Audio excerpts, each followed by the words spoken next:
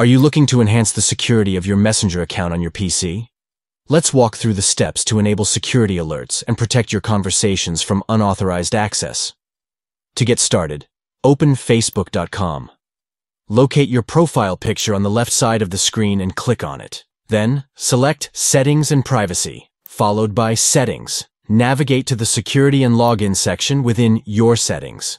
Look for the option labeled Login Alerts and click on the Edit button next to it. This will allow you to customize your login alert preferences. Next, it's time to activate login alerts by toggling the switch to turn them on.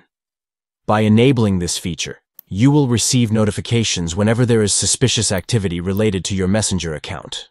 Remember to save the changes after turning on login alerts to ensure that your settings are applied and active.